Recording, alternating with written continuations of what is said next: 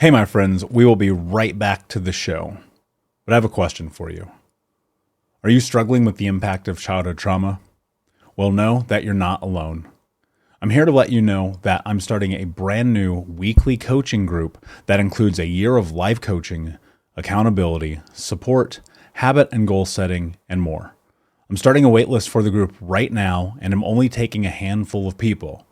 And I'll let you know that through this personalized coaching, we'll work together to help you understand how your childhood trauma has shaped your beliefs, behaviors, emotions, and will help you create a roadmap for healing and growth.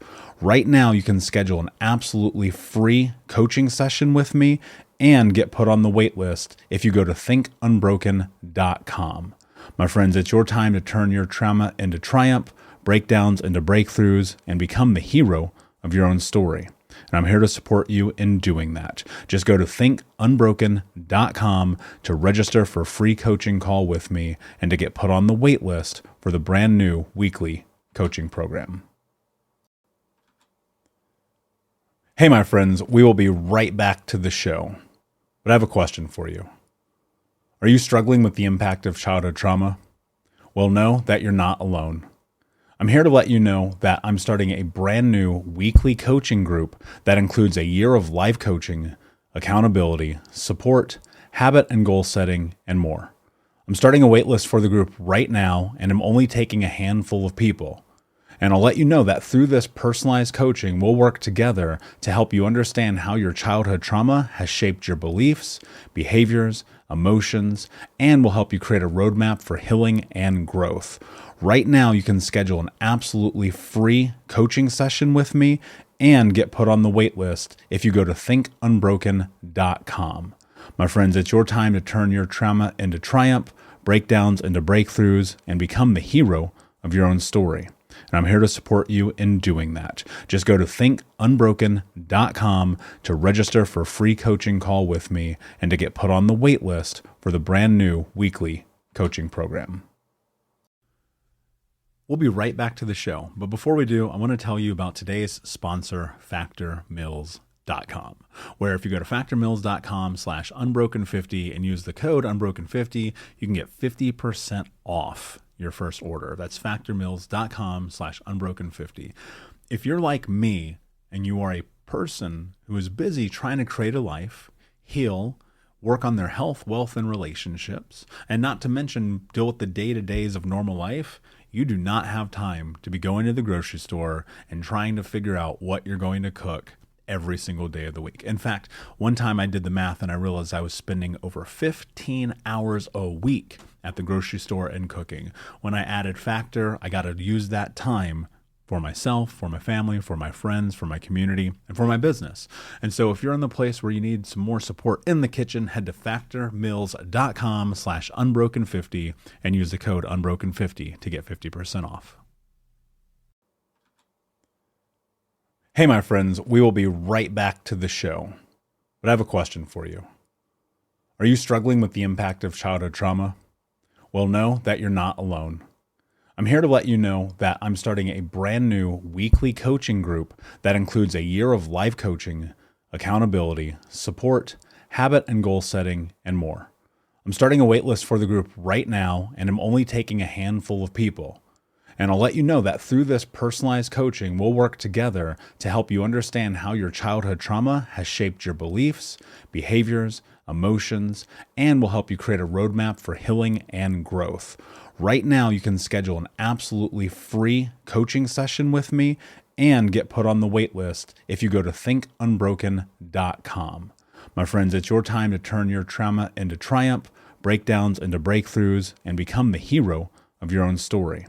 And I'm here to support you in doing that. Just go to thinkunbroken.com to register for a free coaching call with me and to get put on the wait list for the brand new weekly coaching program. You're listening to the Think Unbroken podcast, and I'm your host, Michael Unbroken. I'm an author, speaker, coach, and advocate for adult survivors of childhood trauma and abuse. In this podcast, you will learn how to transform your trauma into triumph, turn breakdowns into breakthroughs, and go from victim to being the hero of your own story. You can learn more at thinkunbrokenpodcast.com. And of course, check us out on Apple Podcasts and Spotify at Think Unbroken Podcast.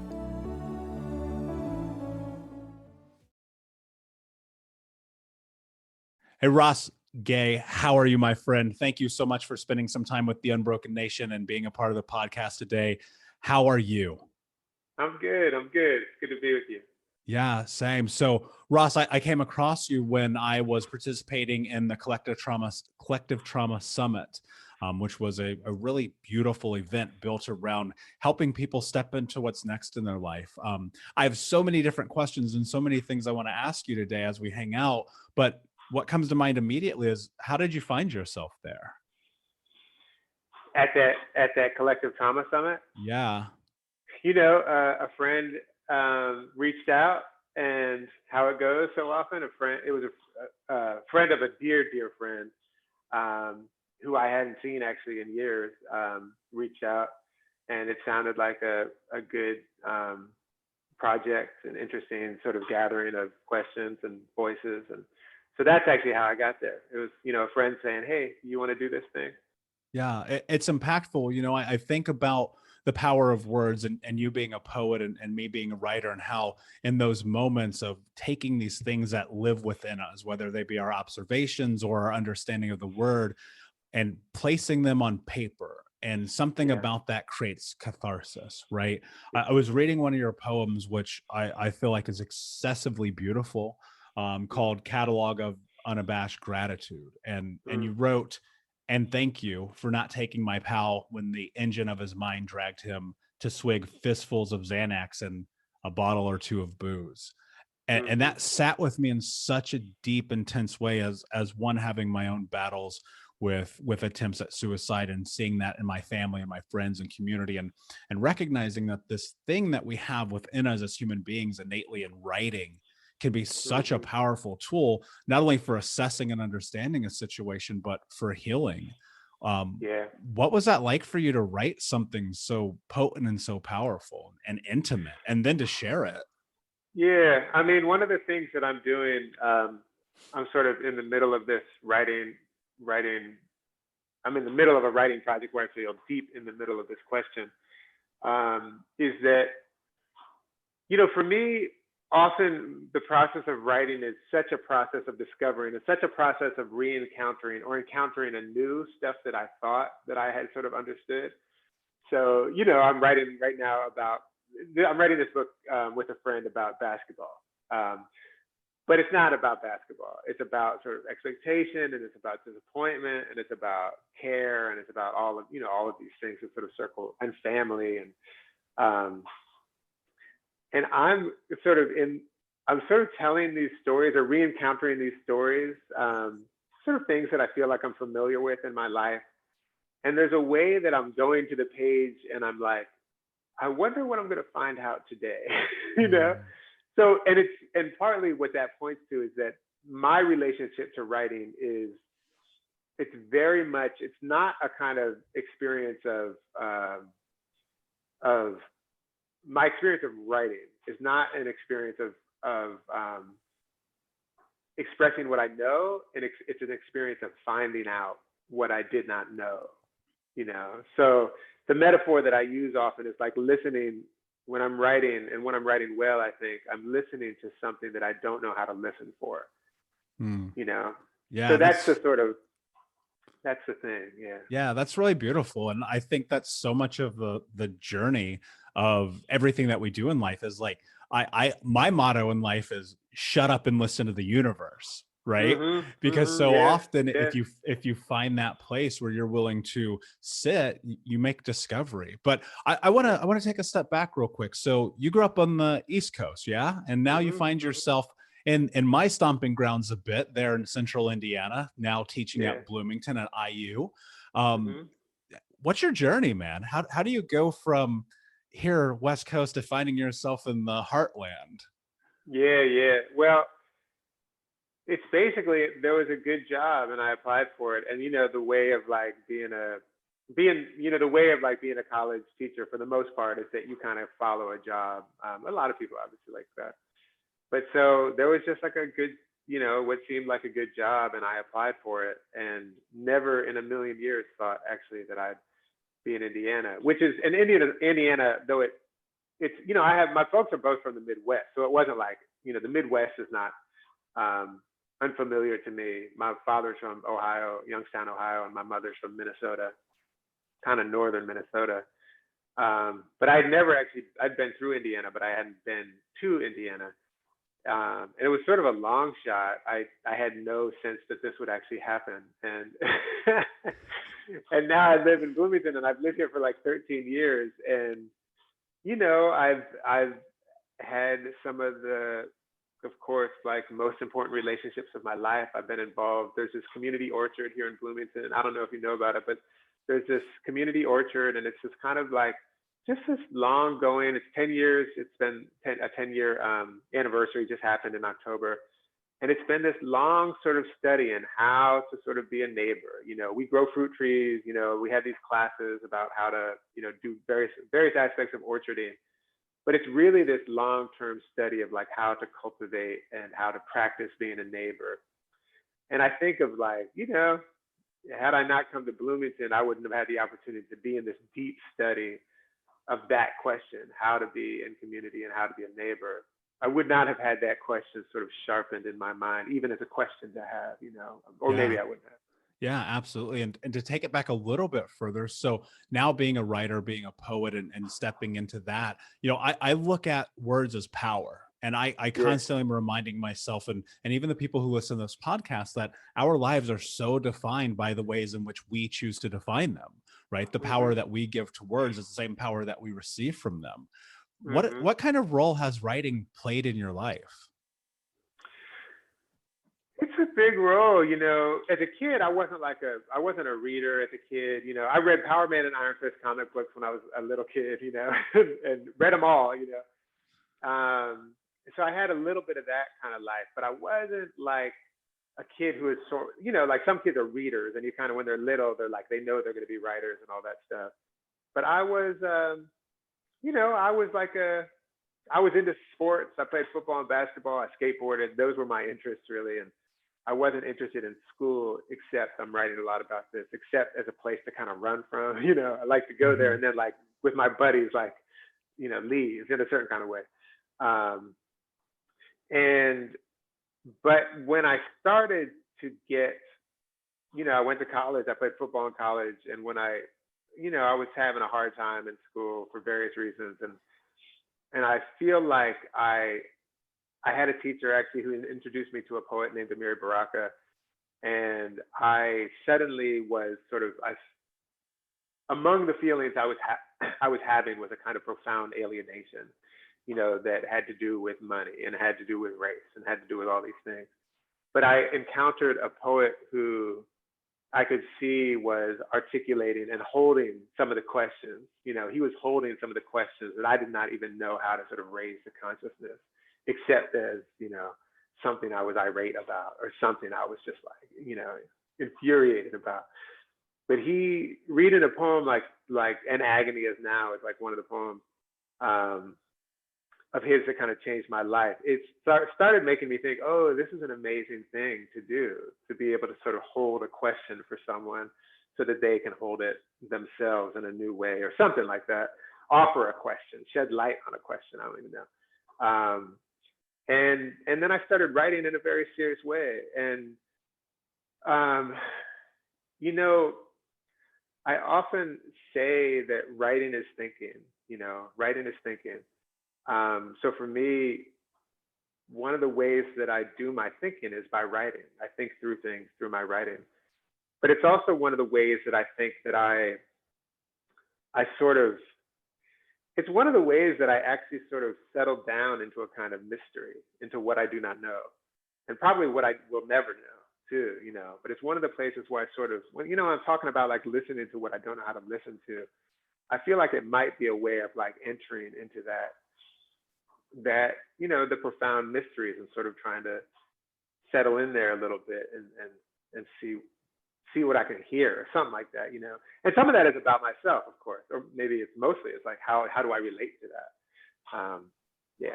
Yeah, that's powerful. And I think finding relation is so much about being present, right? And I think Yeah. about the mindset that I carry through this idea of think unbroken and Yeah. stepping into this power of recognizing that society often labels people who are misfits as broken, right? How dare you play football and want to write, right? Very much Yeah. my experience in going through that. Mhm. How dare you be a person of color and want to write? Very much my Mhm. experience. You're broken. You Mhm. don't apply to this system. And I found that Mhm. through that, expressing myself as a person of color in a world that would rather keep me silent really helped me step into my power. Have you Mhm. experienced anything like that in your journey of, and not even necessarily as whether it be a person of color, whether it be as a man, as an athlete, as a poet, but as Mhm. you discover who you are, what power has writing given you?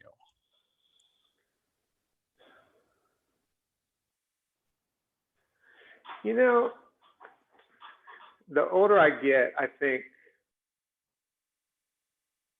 the more, I mean, there's all kinds of ways that,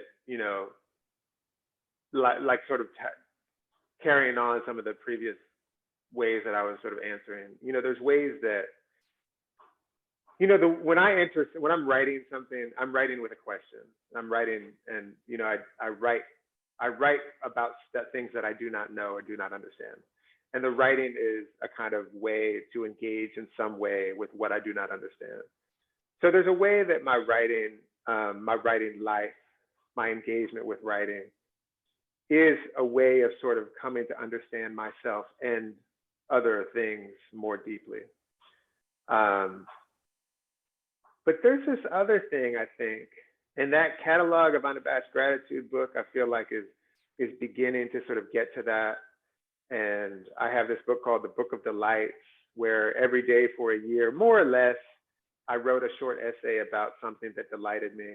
Um, and it's a full book. It's not just delightful because it's written by a person. Um, and one of the things that I sort of am finding more and more is that, um, I mean, a couple things. I mean, the first thing is that, like, in writing this book of delights, I'm writing, every single day almost. I don't do everything every single day, like a job. But one of the things that I find is I eventually found out that, oh, my question is joy. Joy is my real fundamental question. Like delight is interesting and it's kind of like a segment or some kind of participant in joy, but joy is my real question. And joy to me is like this profound and like sort of grave emotion, actually. And partly it's grave because joy to me is like it kind of something registers as joy, or you enter into joy when you're also deeply aware of the fact that we're going to die, that we're in the process of dying, and there's some kind of like holding of that understanding with each other. It requires witness, profound witness. That, and I'm saying the word with, like with, W-I-T-H, but I hear it. It sounds a little bit like witness, which is interesting to me at this moment. But there's a kind of holding each other's, whatever you call that, fleetingness, passingness, tenderness, which is soft, and it is vulnerable, and it's also, to me, it's a kind, it's this kind of reaching. It's a kind of reaching that to me constitutes the reason to be alive. You know what I mean? And so, and this is stuff that I'm sort of thinking, I'm learning this in therapy and I'm learning this in conversation, but I'm also learning it and studying it in my writing. So that in a way, if I were to talk about a kind of power that I'm sort of learning about in my writing, it's in a way, it's the power, and power is a word that, I would never say it, but it's an interesting word.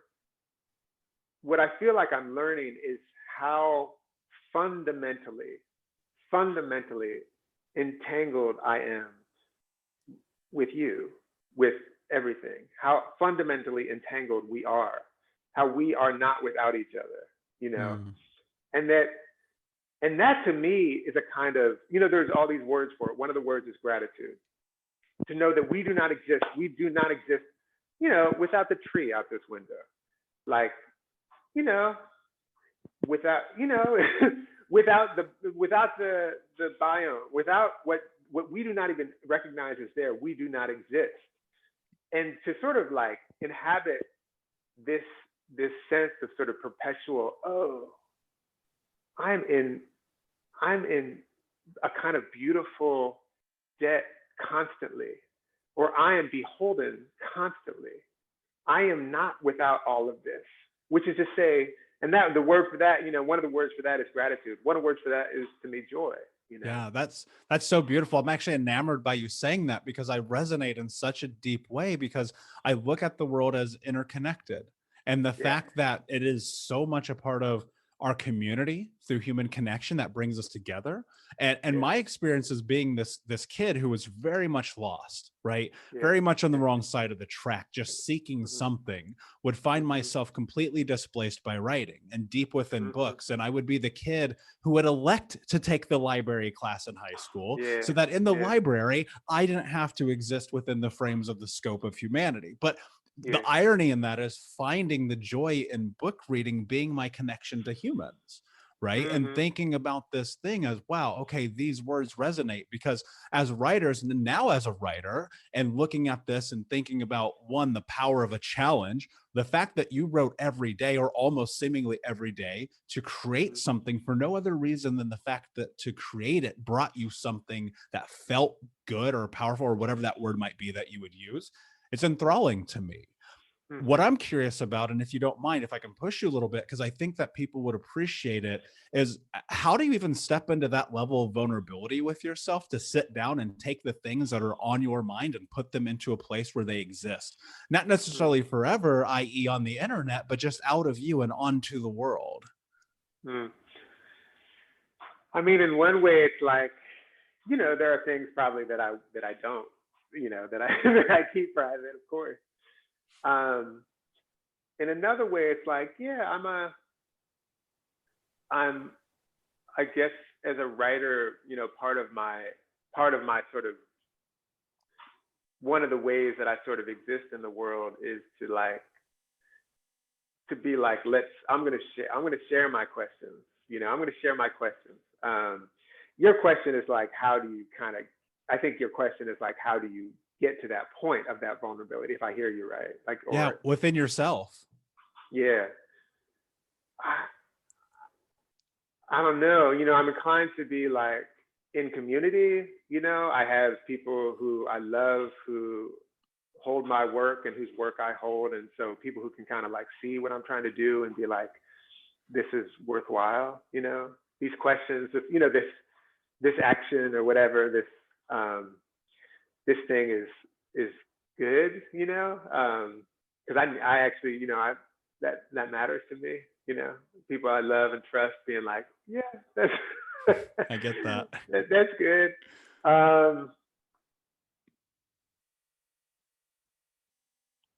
There is this other thing too, which is like, I'm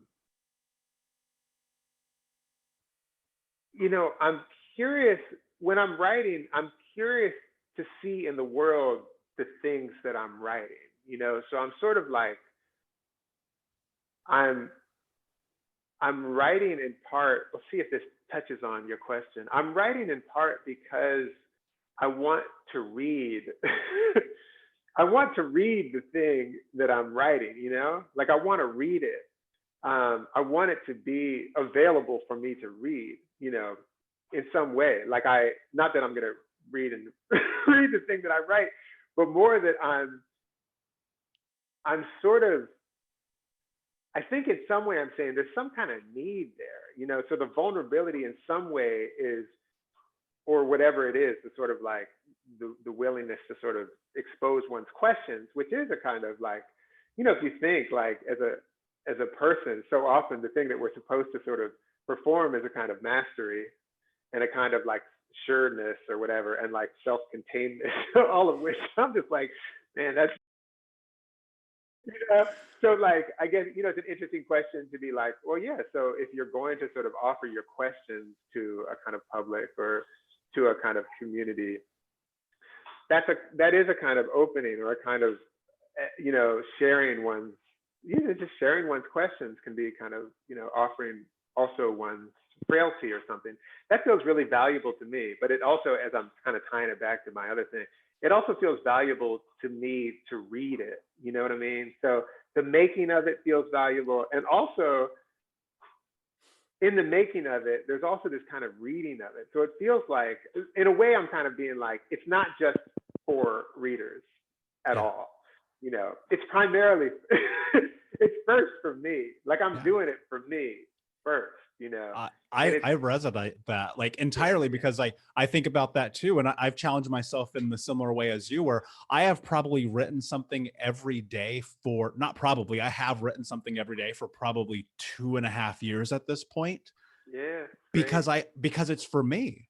Like that's what I always try to convey to people. Like if you take time to be present with yourself, what you put on paper can be really beautiful. Now it could be cathartic, it could be angering, it could be any of the emotions that exist within the realm of being a human being. I would love, Ross, if we could transition a little bit here and you share some of your writing for you, but for me also. Yeah, for sure. I think I'm going to read like, I'll read one of the delights, at least one of these delights, and maybe in a poem or maybe a couple, but this is one. So in this book of delights, I have these two long essays, one long essay, and this is kind of an echo or a coda to that essay. And the essay is called Joy is Such a Human Madness, the Duff Between Us. Or like this, in healthy forests, which we might imagine to exist mostly above ground and be wrong in our imagining, given as the bulk of the tree, the roots, are reaching through the earth below, there exists a constant communication between those roots and mycelium, where often the ill or weak or stressed are supported by the strong and surplus. By which I mean a tree over there needs nitrogen and a nearby tree has extra, so the hyphae, so close to the hyphen, the handshake of the punctuation world, the fungal ambulances ferry it over constantly. This tree to that one to this.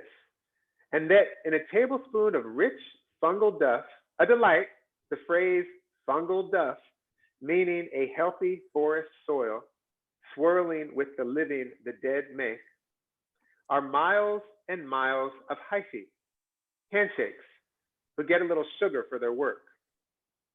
The pronoun who turned the mushrooms into people. Yes, it did. Evolved the people into mushrooms. Because in trying to articulate what perhaps joy is, it has occurred to me that among other things, the trees and the mushrooms have shown me this, joy is the mostly invisible, the underground union between us, you and me, which is, among other things, the great fact of our life and the lives of everyone and thing we love going away.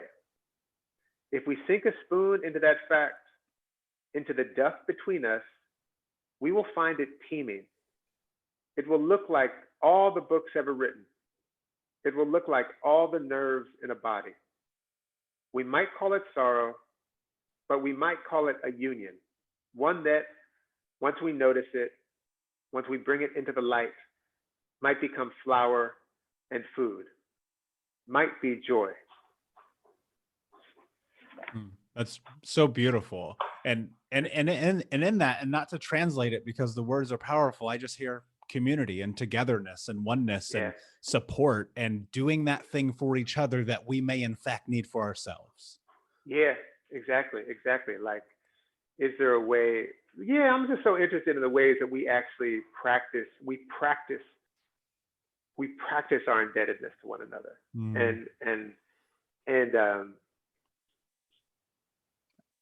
And there's survival in that. Oh, that's it. Yeah. This is called Sorrow Is Not My Name, and it's after Gwendolyn Brooks, beautiful poet. No matter the pull toward brink, no matter the florid deep sleep awaits, there is a time for everything. Look, just this morning, a vulture nodded his red, grizzled head at me, and I looked at him, admiring the sickle of his beak. Then the wind kicked up, and after arranging that good suit of feathers, he up and took off, just like that. And to boot, there are on this planet alone something like 2 million naturally occurring sweet things, some with names so gorgeous as to kick the steel from my knees. Agave, persimmon, stickball, the purple okra I bought for $2 at the market. Think of that. The long night, the skeleton in the mirror, the man behind me on the bus taking notes. Yeah, yeah. But look, my niece is running through a field calling my name. My neighbor sings like an angel, and at the end of my block is a basketball court. I remember. My color's green. I'm spring. It's beautiful. It's observation, right? It's like being in the world. Yeah. It's powerful, Yeah, Ross. yeah. How does it feel for you, like even reading something that you've created for yourself? What comes from that? You know, it does feel like gratitude is a feeling, gratitude is a feeling, because if the work is of use to people, I just feel like I feel grateful to it. And I feel grateful to being like part of a kind of stream of things. You know, a beautiful thing, the older I get, the more I'm like, I read a poem and I hear all of the people who showed me how to write a poem, all of the people, and so I have all of these people kind of speaking through me and all of these voices that I sort of am just lucky enough to sort of like wash around with, I just feel really held. And then to sort of, when I am lucky enough to sort of know that, I mean, when I'm moved by the work, but when I'm also witness to someone else or learn that someone else has been moved by the work, I feel like gratitude is the word. Yeah. That's beautiful. And it all started with you making a decision to do something that you thought would bring value to your life first, right? And that's really powerful. That's really beautiful. And I want to say too, it also started with people helping me. Yeah. Too. That's beautiful, my friend. People helping me to do that. Yeah. Yeah, I love that. And I mean, I think about my journey and where I am as a coach and a mentor and an author and someone who had straight Fs in high school and straight Fs in writing across the board. And now to be like, wow, I've done these things. It was with the help of other people. And that is something profound that I leverage every single day of my life. Ross, I'm going to ask you one more question before we get out of here. And that is, what does it mean to you to think unbroken?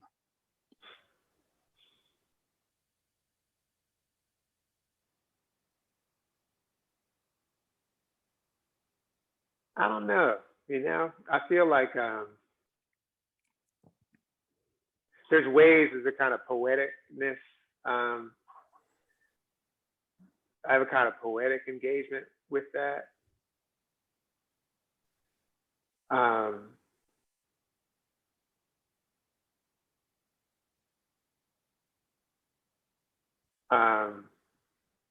And I feel like I feel like how it makes me ask all these questions, like, how do we think with brokenness? How do we think through brokenness? How does our thinking together unbreak us? You know what I mean? How does our together unbreak us? You know what I mean? Yeah. That's some things. We can go on. Yeah. That's beautiful. I love, you know what? There's a lot of beauty in that. Ross, my friend, where can everybody find you? I have a website. I think it's rossgay.net, but that's a, you could just, if you want to find a book, you could Google it. Bookshop, your independent bookstore. That's the place. That's the place. I love it. Ross, if you would like to leave us with a poem, that would be amazing. To Unbroken Nation, thank you so much for being here. Please like, subscribe, follow, share with a friend. And we're going to exit a little bit differently and let my friend Ross Gay lead the charge. You got it. Opera singer. Today my heart is so fat with grief that I've begun hauling it in a wheelbarrow. No, It's an anvil dragging from my neck as I swim through choppy waters swollen with the putrid corpses of hippos, which means lurking somewhere below is the hungry snout of a croc waiting to spin me into an oblivion worse than this run-on simile, which means only to say, I'm sad. And everyone knows what that means. And in my sadness, I'll walk to a cafe and not see light in the trees or finger the bills in my pocket as I pass the boarded houses on the block. No, I will be slogging through the obscure country of my sadness in all its monotone flourish. And so imagine my surprise when my self-absorption gets usurped by the sound of opera streaming from an open window. And the sun peeks ever so slightly from behind his shawl, and this singing is getting closer, so that I can hear the delicately rolled R's like a hummingbird fluttering the tongue, which means a language more beautiful than my own. And I don't recognize the song, though I'm jogging toward it and can hear the woman's breathing through the record's imperfections.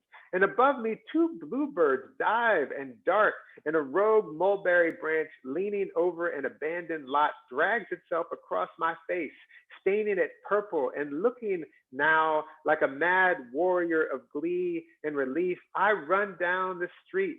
And I forgot to mention the 50 or so kids running behind me.